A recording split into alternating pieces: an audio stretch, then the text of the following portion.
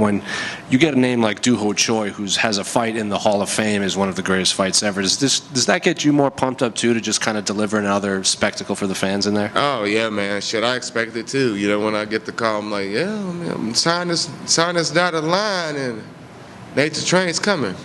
He was in here, and I read an interview earlier this week, and you said maybe he's been a little tentative lately, and I can get the dog out of him. And you were also a little critical of your fight against Dan Ige, and you said you can accept being knocked out if it's an exciting fight. It's kill or be killed in there. And we told Doo Ho Choi, and he smiled and said, "Good, that's the type of fight I want." So what are you expecting from him in there? Are you expecting the one that we've seen lately, or the one that you feel you can bring out?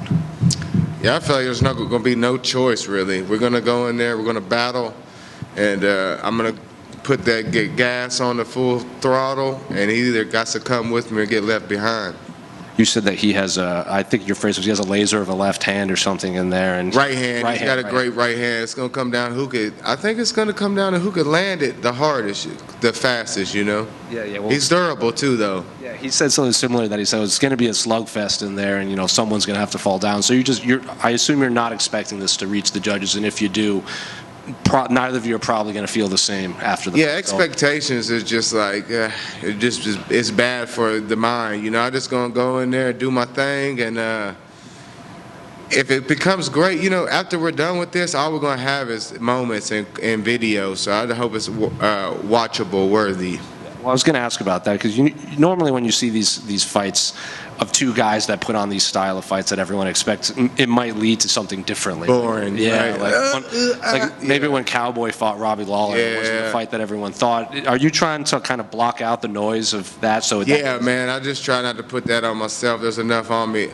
It's fighting, We're going to go out there and let it go, and I hope some worth watching down the line comes up of it.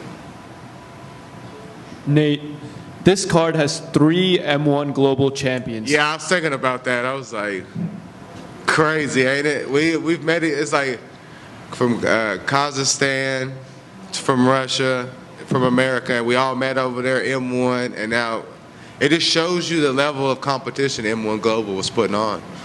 I was going to ask, how tough was it to fight there, and what did you learn? How did that prepare you for the UFC? Because it's you, Shavkat, and Mafsar. Yeah, M1 Global, one of the top promotions in the world.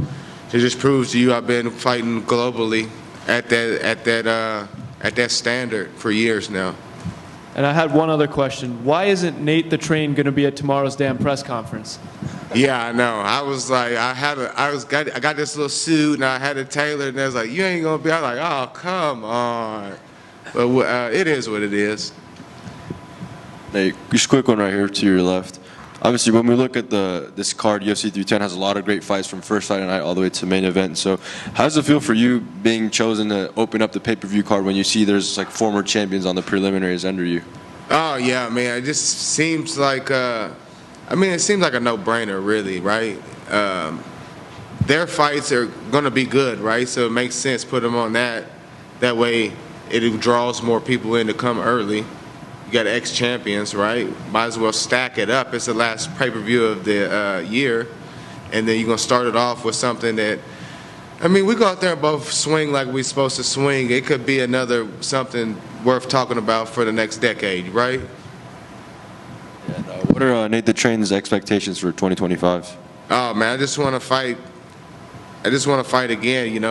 I was trying to fight. It must have been bad communication, timing. You know how it is, but everything goes well, healthy. I could get 3 in. Nate, right here. Joaquin Buckley main events the card next weekend. Is it cool to see you and another boy from Sucker Punch kind of getting big spots on back-to-back cards? Yeah, man, I like Joaquin, man. He'll go in there and swing it out too, though, man. I hope everything goes well for him. So, do you feel like it might hurt you in the eyes of some of the new fans, because you have a guy like Kai Asakura in the main event of this pay-per-view, and you're fighting a guy that's also from a similar country as Kai? Do you feel like the fans from those countries might see you poorly if they watch you knock out one of their guys? I don't know. You're talking about Japan versus Korea. It's the two. Not the same. They're Asian, but it's totally different. But that really doesn't matter. Fans, real fans, will like fighting.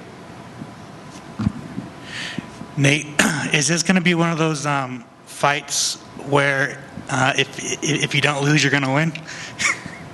That's exactly what I was thinking when it was like, damn, if he don't get me, I'm going to get him, you know? That's my style.